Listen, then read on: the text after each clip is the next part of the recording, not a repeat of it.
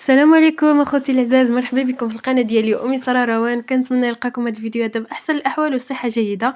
المشاهدين الاعزاء ديالي، كنقدم لكم اليوم العسل ديال المعسلات الرمضانيه الشباكيه البريوات واي معسلات عندكم.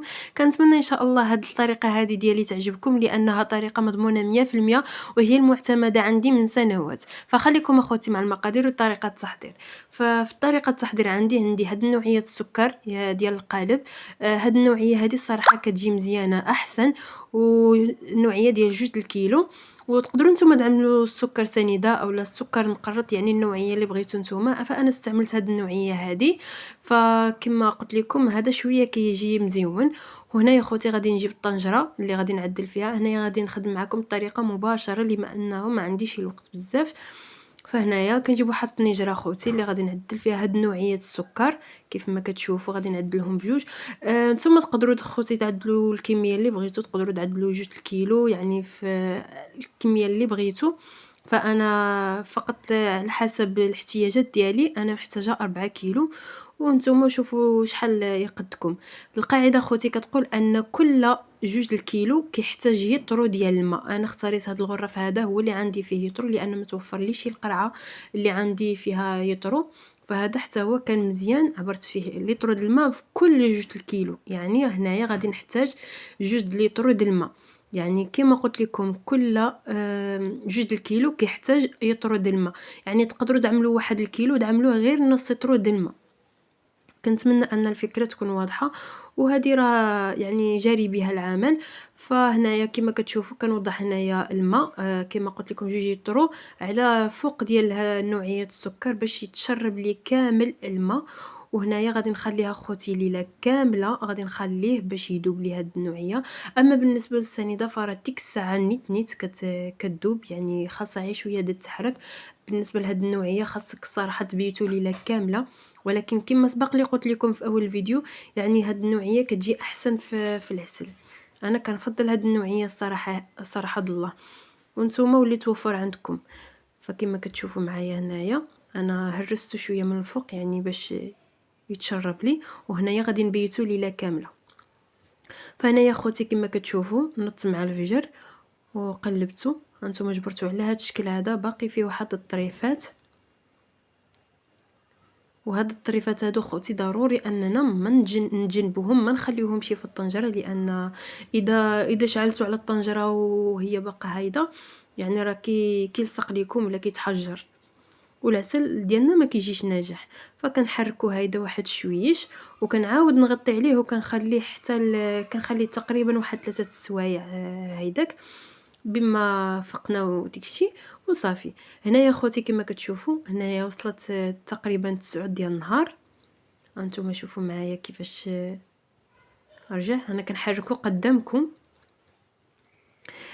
كانوا بقاو واحد الفتيوتات صغارين. هنايا كنشبر واحد المعالق وكنبقى نخلط هيدا وكنبقى نشبر كنتكي على ديك السكر دغيا دغيا كيتفتت، يعني باش ما نخليوه شي مجموع ولا شي حاجه. وبالنسبه ليا هنايا بقاو واحد الطريفات صغارين كيف ما كتشوفوا بقاو لي هنايا، وغادي نشعل عليه البوطه. يعني واحد العافيه اللي كتكون مهيله. وهنايا غادي نحتاج واحد الليتشينه كما كتشوفوا هنايا مقطعه دوائر. وهنايا واحد الليمونه كيف ما كتشوفوا. هنايا بالنسبه لليمون ضروري، اما ليتشين ماشي شي ضروري الصراحه الله. وهنايا عندي المسكه الحره والقرفه. كما كتشوفوا القرفه يعني عويدات ضروري. هنايا كنشعل على البوطه بالمهل وكنبقى نحرك حتى كيذوب لي ديك السكر. يعني هنايا العافيه كتكون مهيله خوتي باش ديك السكر كيذوب لينا قبل ما نسدو على الطنجره. صافي هنايا خوتي كنستمر بالتحريك حتى كيذوب لي ديك السكر على هذا الشكل كما كتشوفوا معايا. فانا خليت لكم الفيديو كيف ما هو، حبيت انني نشارك معكم الفيديو. فكنتمنى ان شاء الله هذا الفيديو هذا ينال الاقبال ديالكم، وكنتمنى ان هذا الفيديو هذا يحصل على اكبر عدد من المشاهدين. وكنتمنى انكم الناس اللي اول مره غادي يشاهدوا هذا الفيديو هذا يشتركوا في القناه وتفعلوا زر الجرس باش يوصلكم كل ما هو جديد. وكنتمنى من الخوت ديالي المتابعين اللي دائما متابعيني ومسانديني بتعليقاتكم وتحفيزاتكم انكم دائما تبارطاجيو لي القناه ديالي مع الاصدقاء واصحاب ديالكم باش تكبر لي القناه ان شاء الله.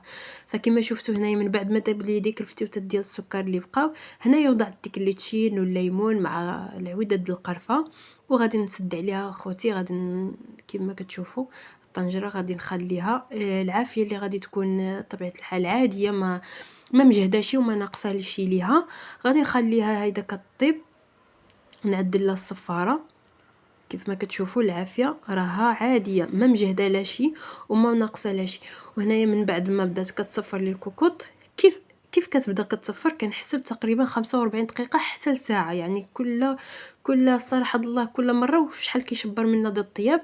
وهنايا ملي كتبدا كما قلت لكم كتصفر كنقص البوطه. انا مبينت لكم كلشي، جميع المراحل بينتم لكم. وصافي هنايا كان من بعد ما دازت لي تقريبا واحد 45 دقيقه فتحت على الطنجره ديالي.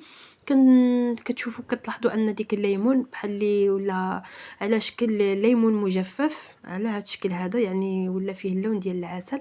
هانتوما شوفوا معايا هنايا باش كتعرفوا ديالنا راه العسل ديالنا راه طاب يعني. صافي كنخليه يزيد يطبخ واحد شويش. غادي نزول ديك الليمون وديك الليتشين والعويدات القرفه طبعا. فنستغل الفرصه ونشكر الاوفياء المشاهدين القناه ام يسرى روان. كنقول لكم شكرا لكم على الدعم ديالكم، واستسمح منكم على الغبره اللي كنغبر عليكم. فكنتمنى انكم تعذروني صراحه الله، يعني توحشتكم بزاف. فكنتمنى دائما نلقاكم بخير وعلى خير وصحه جيده ان شاء الله. فكما كتشوفوا اخوتي المشاهدين غادي نرجع معكم للطنجره. غادي نخليها هنايا كتطبخ تقريبا، خليتها واحد صراحه الله 15 دقيقه على عافيه اللي كتكون متوسطه. وصافي كنخليها كتطبخ مزيان. وهنايا خوتي دقيت ديك المسكه الحره، دقيتها مع واحد شويه ديال السكر. والدور ديال المسكه الحره انك تعطي العسل ديالنا واحد التعليكه اللي الصراحه الله رائعه بزاف. فهنايا خوتي خليته من بعد ما بات ليله كامله، شوفوا التعليكه ديال العسل ديالي هو هذا. من بعد ما بات ليله كامله ضروري يعني العسل الا بغيتوه ينجح معاكم ويكون ناجح انكم تبيتوه. وشحال ما بيتوه يعني 24 ساعه ولا 48 ساعه كل ما مزيان هو كيزيد يعقد. فبالنسبه لهذا العسل هذا انا ما عدلتلوش شي اتاي ولا شي منسمات لانني غادي نحتاجو في الشباكيه.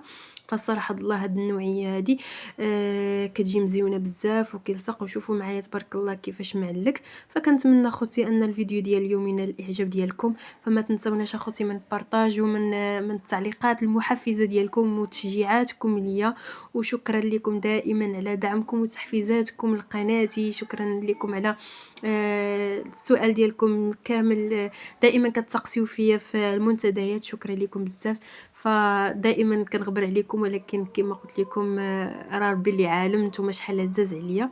فكنتمنى هذا العسل هذا ينال الاعجاب ديالكم. راه ما خبيت عليكم حتى شي معلومه ولا شي، خليت لكم الفيديو كما هو موضح. فكنتمنى حتى نتوما ما تبخلوش علينا باللايك والتعليق محفز. والناس اللي اول مره كيشاهدوا الفيديو ديالي كنتمنى انكم تشتركوا في قناتي وتفعلوا زر الجرس. فما بقى لي نقول لكم الصحه والراحه الى فيديو اخر ان شاء الله. بسلامه.